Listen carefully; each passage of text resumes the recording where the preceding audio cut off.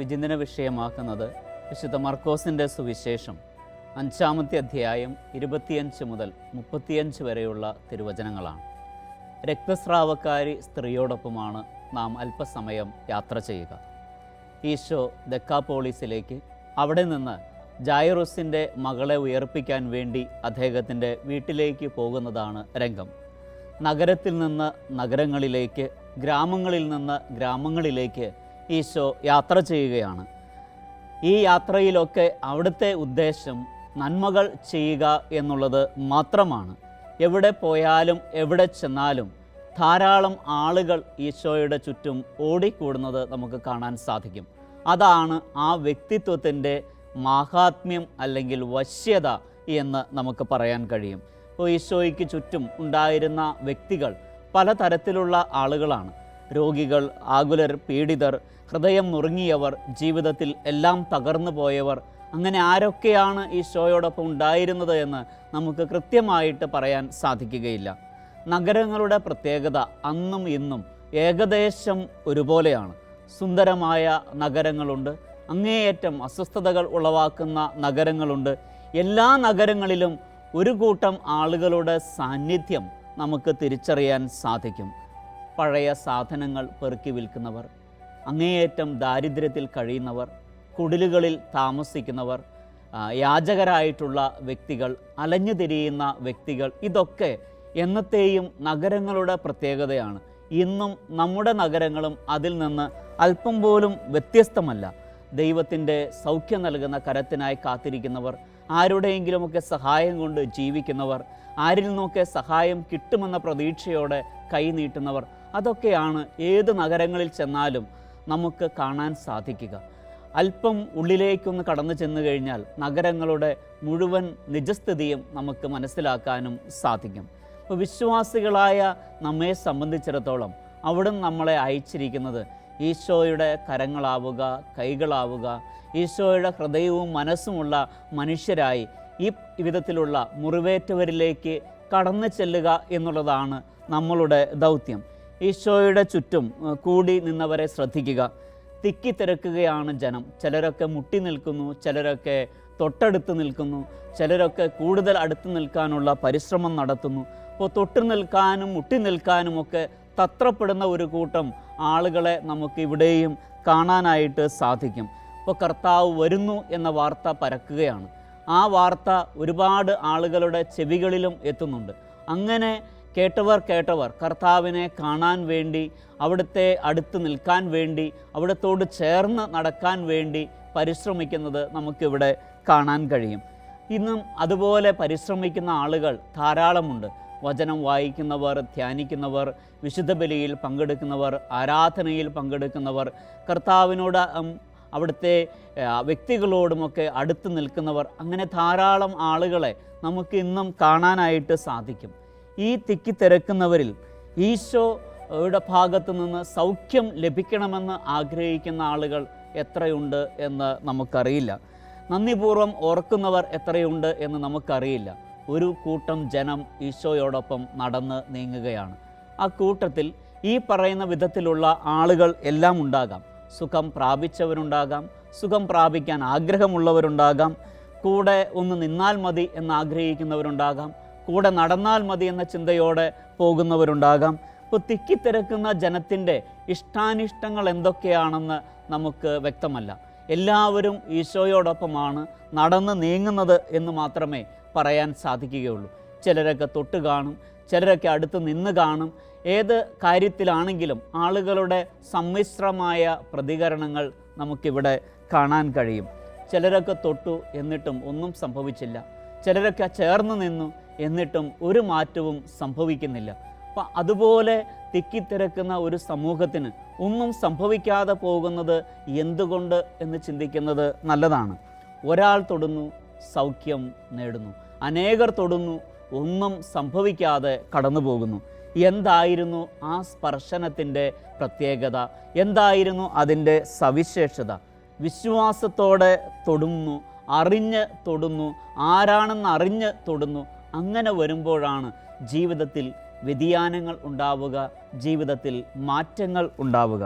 അപ്പോൾ ദൈവം സൗഖ്യം നൽകുന്നു, വിശ്വാസത്തോടെ തൊടുമ്പോൾ ഏതൊരു വ്യക്തിക്കും മാറ്റം സംഭവിക്കുകയാണ് ചെയ്യുന്നത്. ഇപ്പോൾ ജീവിതത്തിൽ അത്ഭുതങ്ങൾ കാണണമെന്ന് ആഗ്രഹിക്കുന്നവരും ഇന്ന് ചെയ്യേണ്ട കാര്യവും അതുതന്നെയാണ്. വിശ്വാസത്തോടെ ഈശോയുടെ സന്നിധിയിലേക്ക് കടന്നു വരിക എന്നുള്ളതാണ്. ഒരു രക്തസ്രാവക്കാരിയെ നോക്കുക. 12 വർഷക്കാലം അവരനുഭവിച്ച വേദന, കഷ്ടപ്പാട്, ചെലവഴിച്ച പണം, സന്ദർശിച്ച വൈദ്യന്മാർ, കഴിച്ച മരുന്നുകൾ, ചെലവാക്കിയ പണം, ഇതിനൊന്നും തിരുവചനം വ്യക്തമായിട്ട് ഒരു വിശകലനം നമുക്ക് തരുന്നില്ല. 12 വർഷക്കാലത്തെ ഈ സ്ത്രീയുടെ ഇത്തരത്തിലുള്ള ജീവിതം മാത്രം ഒന്ന് ഓർക്കുക. ഒരു ദിവസം 2 ദിവസത്തെ കാര്യമല്ല, 12 വർഷങ്ങൾ, നീണ്ട 12 വർഷങ്ങൾ അവരനുഭവിച്ച യാതന, വേദന, കണ്ണുനീര്, ഇതൊന്നും നമുക്ക് ഊഹിക്കാനേ സാധിക്കില്ല. അത്രമാത്രം ആ സമൂഹം ഇത്തരത്തിലുള്ള ആളുകളെ മാറ്റി നിർത്തിയിരുന്നു എന്നുള്ളതാണ്. ഈ വിധത്തിൽ മാറ്റി നിർത്തിയിരുന്ന ഒരു വ്യക്തിയാണ് കർത്താവിന് അടുത്തേക്ക് വരുന്നത്, കർത്താവിനെ സമീപിക്കുന്നത്. ഇത്തരത്തിലുള്ള ഒരു വ്യക്തി കർത്താവിനെ സമീപിക്കുമ്പോൾ ഉണ്ടാകുന്ന പ്രതികരണങ്ങൾ എന്തൊക്കെയായിരിക്കും? തൊട്ടുകൂടാത്ത ഒരു വ്യക്തി, അശുദ്ധയായ ഒരു വ്യക്തി ഇത്രയും ആളുകളുടെ ഇടയിലൂടെ കർത്താവിനടുത്തേക്ക് നടന്നു നീങ്ങുമ്പോൾ മറ്റുള്ളവരുടെ പ്രതികരണം, അവരുടെ ഭാഗത്തു നിന്നുള്ള വാക്കുകൾ, പ്രയോഗങ്ങൾ, ശൈലികൾ, കുറ്റപ്പെടുത്തലുകൾ, ഒറ്റപ്പെടുത്തലുകൾ, ഇതൊക്കെ നമ്മുടെ മനസ്സിലേക്ക് കൊണ്ടുവരേണ്ടിയിരിക്കുന്നു. മത്തായിയുടെ സുവിശേഷം 5-ാമത്തെ അധ്യായം 33-ാമത്തെ വാക്യത്തിൽ ഇപ്രകാരമാണ് പറയുക: ഭയത്തോടെ വിറയലോടെ ഈശോയെ ആ സ്ത്രീ സമീപിക്കുന്നു, സാഷ്ടാംഗം പ്രണമിക്കുന്നു, സത്യമെല്ലാം തുറന്നു പറയുന്നു. 12 വർഷത്തെ നിരാശ, സങ്കടം, മനോവേദന, ലഭിച്ച വൈദ്യ ശുശ്രൂഷ സുഖമായില്ല, പണനഷ്ടം, മാനനഷ്ടം, ഇതെല്ലാം സഹിച്ച ഒരു വ്യക്തിയാണ് ഈശോയുടെ അടുത്ത് വന്ന് സാഷ്ടാംഗം പ്രണമിക്കുന്നത്. രക്തസ്രാവം മൂലം അകന്നുപോയ ബന്ധങ്ങൾ ഒരുപാടാണ്. കാരണം ഇത്തരത്തിൽ രോഗം ബാധിച്ച ഒരു സ്ത്രീ അശുദ്ധയായി കണക്കാക്കപ്പെട്ടിരുന്നു. അതുകൊണ്ട് തന്നെ ഒരുപാട് ബന്ധങ്ങൾ ഈ സ്ത്രീക്ക് നഷ്ടമാവുകയാണ്. സിനഗോഗിൽ പ്രവേശനമില്ല, വിശുദ്ധമായത് ഒന്നും തന്നെ സ്പർശിക്കാൻ പാടില്ല, എല്ലാ സാമൂഹിക മതിലുകളും അവർക്ക് മുൻപിൽ അടഞ്ഞു നിൽക്കുന്നു. ശിക്ഷിക്കപ്പെടുമെന്നുള്ള ഭയം, വിശ്വാസം, ഈ സകല ഭീതിയെയും അതിജീവിക്കാൻ അവരെ സഹായിക്കുകയാണ്. എല്ലാ ബന്ധനങ്ങളിൽ നിന്നും, എല്ലാ നിബന്ധനകളിൽ നിന്നും മോചനം നേടുന്ന ഒരു സ്ത്രീയെയാണ് നമുക്കിവിടെ കാണാൻ സാധിക്കുക. രോഗം വരുമ്പോൾ ചികിത്സിക്കുന്നതോടൊപ്പം അവരെ കൂടി സമർപ്പിച്ച് പ്രാർത്ഥിക്കാൻ ഈ സ്ത്രീയുടെ ജീവിതം നമുക്ക് പ്രചോദനമാവുകയാണ്. ചികിത്സ വേണ്ട എന്നല്ല, ചികിത്സിക്കുന്നവരെയും മരുന്ന് കുറിക്കുന്നവരെയും നമ്മളെ ശുശ്രൂഷിക്കുന്നവരെയും രോഗത്തിൽ നിന്ന് രക്ഷപ്പെടാൻ നമ്മളെ സഹായിക്കുന്ന എല്ലാവരെയും ഈശോയുടെ സന്നിധിയിൽ നാം സമർപ്പിച്ച് പ്രാർത്ഥിക്കേണ്ടിയിരിക്കുന്നു. അപ്പോൾ അവിടുന്ന് തിരുമനസ്സായാൽ സൗഖ്യം ഉറപ്പാണ്, അവിടുന്ന് തിരുവുള്ളമായാൽ രോഗശാന്തി ഉറപ്പാണ്. ആത്മാവിനെ സുഖപ്പെടുത്തുന്ന ദൈവം ശരീരത്തെ സുഖമാക്കുന്നതോടൊപ്പം. ലൂക്കായുടെ സുവിശേഷം 8-ാമത്തെ അധ്യായം 45-ാമത്തെ തിരുവചനം ഈശോ ചോദിക്കുന്നു, ആരാണ് എന്നെ സ്പർശിച്ചത് എന്ന്. എല്ലാവരും നിഷേധിക്കുകയാണ്. ഇത്രമാത്രം ജനം മുട്ടി നിന്നിട്ടും തൊട്ടു നിന്നിട്ടും ഈശോ ചോദിക്കുന്നു, ആരാണ് തന്നെ സ്പർശിച്ചതെന്ന്. അപ്പോൾ എല്ലാവരും കൈയൊഴിയുകയാണ്. എല്ലാവരും തൊട്ട ആളുകളാണ്, എല്ലാവരും അടുത്ത് നിന്നവരാണ്. എന്നാൽ ഈ ഒരു കാര്യം ചോദിച്ചപ്പോൾ എല്ലാവരും നിഷേധിക്കുകയാണ് ചെയ്യുന്നത്. അപ്പോൾ ആരാണ് തൊട്ടത്? അതാണ് ഈശോയ്ക്ക് അറിയേണ്ട കാര്യം. അപ്പോൾ ഹൃദയത്തിൽ നിന്ന്, ആത്മാവിൽ നിന്ന്, വിശ്വാസത്തിൽ നിന്ന് തൊടുമ്പോഴുള്ള വ്യത്യാസം ഇതൊക്കെയാണ്. ജീവിതത്തിലെ ഹൃദയഭേദകമായ നിമിഷങ്ങൾ ഹൃദയാവർജകമായിട്ട് മാറുകയാണ് ഈ സ്ത്രീയെ സംബന്ധിച്ചിടത്തോളം. മാറാവ്യാധികളും തീരാരോഗങ്ങളും കർത്താവിൻ്റെ സന്നിധിയിൽ വിട്ട് മാറുകയാണ് ചെയ്യുന്നത്. വലിയ വൈദ്യൻ, സ്വർഗീയ വൈദ്യൻ, രോഗശാന്തിയും ആന്തരിക സൗഖ്യവും നൽകുന്ന വൈദ്യൻ, നാടുനീളെ നന്മ ചെയ്ത് ചുറ്റി സഞ്ചരിച്ച വൈദ്യൻ, രക്തസ്രാവക്കാരി സ്ത്രീ, അങ്ങനെയുള്ള വലിയ വൈദ്യനെ, സ്വർഗീയ വൈദ്യനെ തൊടുകയാണ്. ആശങ്കകളും ഉത്കണ്ഠകളും എല്ലാം ഉള്ളിലൊതുക്കിക്കൊണ്ട് പിറകിലൂടെയാണ് ആ സ്ത്രീ വന്ന് ഈശോയുടെ വസ്ത്രത്തിൻ്റെ വിളുമ്പിൽ സ്പർശിക്കുന്നത്. എത്ര പേരാണ് ഈശോയുടെ ചുറ്റും നിന്നത്? എത്ര പേരാണ് അവിടുത്തെ തൊട്ടു നിന്നത്? ആർക്കും അത്തരത്തിലുള്ള ഒരു അനുഭവം സ്വന്തമാക്കാൻ സാധിച്ചില്ല, സ്വായത്തമാക്കാൻ സാധിച്ചില്ല. മുഴുവൻ രോഗങ്ങളും സുഖപ്പെടുത്തുന്ന കർത്താവ്, ഈ സ്ത്രീയുടെ ജീവിതത്തിലേക്കും കടന്നു വരികയാണ്. വിശ്വസിച്ച നീ ഭാഗ്യവതി എന്നാണ് പരിശുദ്ധ അമ്മയോട് പറയുക. ഈ സ്ത്രീയും വിശ്വസിക്കുകയാണ്. വിശ്വസിക്കുക എന്നത് തന്നെ വലിയൊരു ഭാഗ്യമാണ്, അനുഗ്രഹമാണ്. ആ വിശ്വസിക്കുന്നതിലൂടെ വലിയ അനുഗ്രഹം ഈ സ്ത്രീയും സ്വന്തമാക്കുകയാണ് ചെയ്യുന്നത്. ഈശോ ചോദിക്കുന്നു, ആരാണ് എന്നെ സ്പർശിച്ചത് എന്ന്. ഈശോ അസ്വസ്ഥനാകുന്നില്ല, നിയമത്തെ ഭയപ്പെടുന്നില്ല, പരിഭ്രമമില്ല, ഈശോയ്ക്ക് ഉത്കണ്ഠകളില്ല, ആശങ്കകളില്ല. ഇത്തരത്തിലുള്ള ഒരു സ്ത്രീ തന്നെ സന്ദർശിക്കുന്നതിലൂടെ അവിടുന്ന് അല്പം പോലും പരിഭവം പ്രകടിപ്പിക്കുന്നില്ല. ജനത്തിന് അവർ രക്തസ്രാവക്കാരി സ്ത്രീയാണ്, അശുദ്ധയാണ്. എന്നാൽ ഈശോയുടെ മുൻപിൽ അങ്ങനെയല്ല എന്നുള്ളതാണ് സത്യം. തൊട്ടാൽ അശുദ്ധരാകുന്ന വ്യക്തികളാണ് മറ്റുള്ളവരെങ്കിൽ ഈശോയെ തൊടുമ്പോഴുള്ള അനുഭവം തികച്ചും വ്യത്യസ്തമാണ്. കർത്താവ് കാണുന്നത് ഹൃദയമാണ്, മനസ്സാണ്, ആത്മാവാണ്. അത് വിശ്വാസത്തോടു കൂടി കടന്നു വരുന്ന ഒരു വ്യക്തിയുടെ ആത്മാവും ഹൃദയവും മനസ്സുമാകുമ്പോൾ തീർച്ചയായിട്ടും അവിടുന്ന് അങ്ങേയറ്റം സമീപസ്ഥനാണ്. ദൈവാന്വേഷി, ദൈവവിശ്വാസിയായി മാറുന്നത് അങ്ങനെയാണ്. അവിടുത്തെ തേടുന്നവർക്ക്, അവിടുത്തെ അന്വേഷിക്കുന്നവർക്ക്, ആ മുഖം തേടുന്നവർക്ക് അവിടുന്ന് എപ്പോഴും സമീപസ്ഥനാണ്. തുടർന്ന് ആ സ്ത്രീ സംഭവിച്ചതെല്ലാം ഈശോയോട് പറയുകയാണ്. പേരില്ലാത്ത സ്ത്രീ, മറ്റു മേൽവിലാസങ്ങളില്ലാത്ത സ്ത്രീ, ഊരും പേരും ഉറ്റവരും ഉടയവരും ഒന്നും വിശുദ്ധ ഗ്രന്ഥത്തിൽ നമുക്ക് കാണാൻ സാധിക്കില്ല. ഈ സ്ത്രീയെക്കുറിച്ച് എല്ലാം അജ്ഞാതമാണ്. പ്രകടമാകുന്നത് വിശ്വാസം മാത്രം, ആത്മാർത്ഥമായ ഏറ്റുപറച്ചിൽ. പണമില്ലാതെ, മരുന്നില്ലാതെ, ലേപന ഔഷധമില്ലാതെ 12 വർഷത്തെ നിരാശയ്ക്ക് ഒരു ഉത്തരം ലഭിക്കുകയാണ് വിശ്വാസപൂർവം തൊടുമ്പോൾ ഈ ജീവിതത്തിൽ സംഭവിക്കുക. അപ്പോൾ വലിയ വൈദ്യനെക്കുറിച്ച് പറഞ്ഞു കൊടുത്തത് ആരാണ്? ആരാണ് ഈ സ്ത്രീക്ക് ഇത്രമാത്രം ബോധ്യം നൽകിയത്? ഈശോയിൽ നിന്ന് അനുഗ്രഹം പ്രാപിച്ച വ്യക്തികളാരെങ്കിലും, ഈശോയുടെ പ്രിയപ്പെട്ട ശിഷ്യന്മാരാരെങ്കിലും, അടുത്ത സുഹൃത്തുക്കളാരെങ്കിലും, ഈശോയുടെ അത്ഭുതങ്ങൾ കണ്ട വ്യക്തികളാരെങ്കിലും ഇതിനെക്കുറിച്ചൊന്നും സുവിശേഷം പറയുന്നില്ല. ഈ സ്ത്രീക്ക് എവിടെ നിന്നോ കിട്ടിയ അസാധാരണമായ ധൈര്യം, അസാധാരണമായ ചങ്കുറ്റം, ധീരത, ആരശുദ്ധമായാലും താൻ സൗഖ്യം പ്രാപിക്കണം എന്ന ഏക ചിന്തയോടുകൂടിയാണ് പിറകിലൂടെ ചെന്ന് ഈശോയുടെ വസ്ത്രത്തിൻ്റെ വിളുമ്പിൽ സ്പർശിക്കുന്നത്. ആരാണ് ഈ വലിയ വൈദ്യൻ?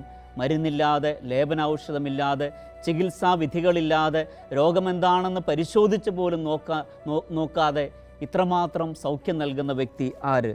ധൈര്യം സംഭരിച്ച് ആ സ്ത്രീ ഈശോയെ സമീപിക്കുകയാണ്. നിയമങ്ങൾ മറികടക്കുകയാണ്.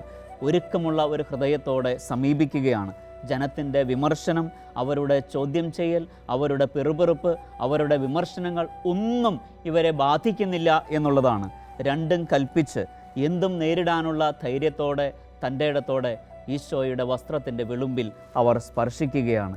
വിശ്വാസത്തോടെയുള്ള ഒരു സ്പർശം, വിശ്വാസത്തോടെയുള്ള ഒരു നോട്ടം, വിശ്വാസത്തോടെയുള്ള സാന്നിധ്യം, ഒരു വാക്ക് എല്ലാം മാറ്റിമറിക്കുകയാണ് ചെയ്യുന്നത്.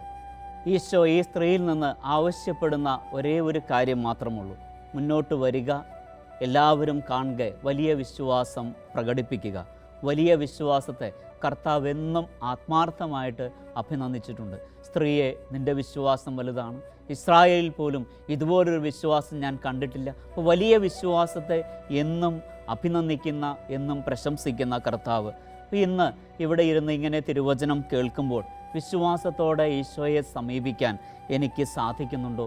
അത്തരത്തിലൊരു കൃപ വേണമെന്ന് പ്രാർത്ഥിക്കാൻ എൻ്റെ മനസ്സ് പറയുന്നുണ്ടോ? ഏതവസ്ഥയിലാണെന്ന് അറിഞ്ഞ് കർത്താവിനെ വിളിക്കാൻ എനിക്ക് കഴിയുന്നുണ്ടോ? വിശ്വാസത്തോടെ തൊടാൻ, തീരാത്ത കണ്ണുനീരിലാണെങ്കിലും തോരാത്ത വേദനകളാണെങ്കിലും കർത്താവിനെ തൊടാൻ കഴിയത്തക്ക വിശ്വാസം എനിക്കുണ്ടോ? തൊട്ടുകൂടാത്തവർ കർത്താവിനെ തൊടുമ്പോൾ എല്ലാം ശുദ്ധമായി മാറുന്നു.